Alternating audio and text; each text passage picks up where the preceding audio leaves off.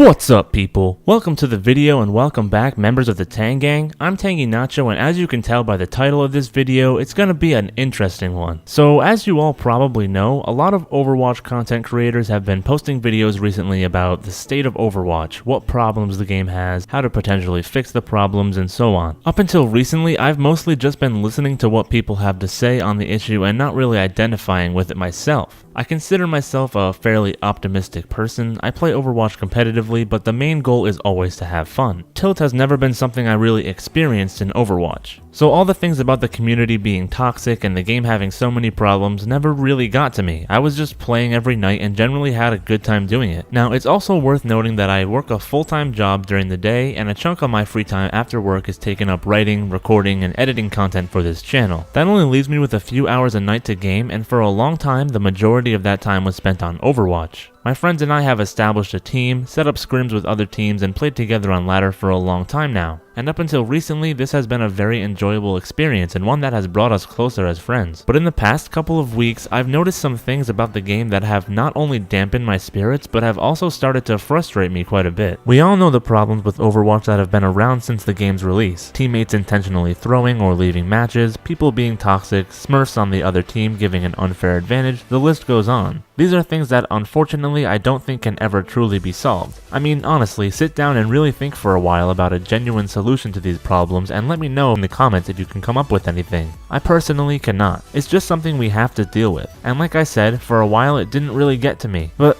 I don't know. Recently it seems to be almost every single match something completely stupid happens. Whether it's a leaver or a thrower or an uncooperative teammate, trying to struggle my way through ladder games has become more draining than fun. Something that's being talked about a lot in the community right now is the addition of a role lock to the game, or a role queue where you can queue for a role and the matchmaker puts 2 supports, 2 TPS, and 2 tanks on each team. Typically, this is in regards to deleting the GOATS comp of 3 tanks and 3 supports. But there's a bigger issue at play here, and I think GOATS is simply a side effect of this. It's that the lack of role restriction makes the number of possibilities so incredibly large that the game just becomes pure chaos. By the way guys, I'm a pretty average player at this game. And at least at my rank, I would say about 90% of my games are comprised of 2 team compositions that make pretty much no sense. And almost all of these cases have to do with having more than 2 players on the same role, or a player being forced onto a role that they don't normally play. In case you haven't made the connection, this is perfectly solved by implementing a role queue system. You can choose a role and be guaranteed a match on that role. One tricking is yet another pretty much unsolvable problem, but at least if the one trick can be guaranteed a slot on their hero's role, you should be able to build a comp around it. Without this role queue system, what I get the majority of the time in my ranked matches is cancerous triple or quad DPS comps on the other team that my team can't seem to coordinate enough to counter,